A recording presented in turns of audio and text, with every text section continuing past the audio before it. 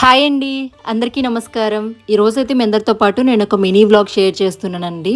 ఈ మినీ వ్లాగ్లో అయితే నా మార్నింగ్ రొటీన్ సింపుల్గా మీతో షేర్ చేస్తాను.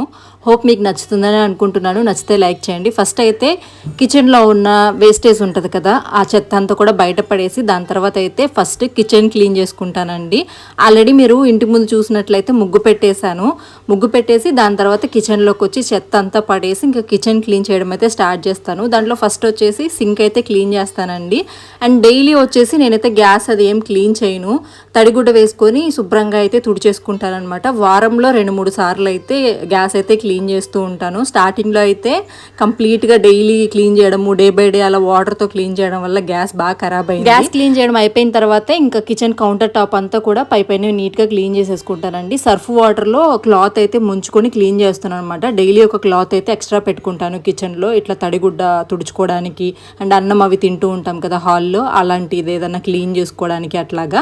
అండ్ తర్వాత అయితే ఇంకా కిచెన్లో అంట్లన్నీ కూడా తీసి బయట వేసేసుకున్నానండి. ఆల్రెడీ ఇంకా ఇల్లు చిమ్మడం కూడా అయిపోయింది.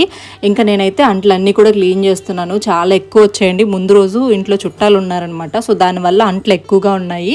సో అవన్నీ కూడా క్లీన్ చేయడానికి అయితే నాకు ఒక అర్ధగంట దాకా టైం పట్టింది. కిచెన్లో క్లీన్ చేయొచ్చు, కానీ ఇట్లా కూర్చొని కనుక క్లీన్ చేసుకున్నామంటే చాలా నీట్గా చేసుకోవచ్చు అండ్ చాలా ఫ్రీగా కూడా ఉంటుంది నాకు. అందుకని నేనైతే కంపల్సరీ బయటే క్లీన్ చేసుకుంటాను. మాకు ఎలాగో బయట ప్లేస్ ఎక్కువ ఉంది కాబట్టి. దాని తర్వాత అయితే కిచెన్ అంతా కూడా క్లీన్ చేసుకున్నాం కదా, క్లాత్స్ అయితే వాష్ చేసుకుంటాను అనమాట, డే అది చూసుకొని.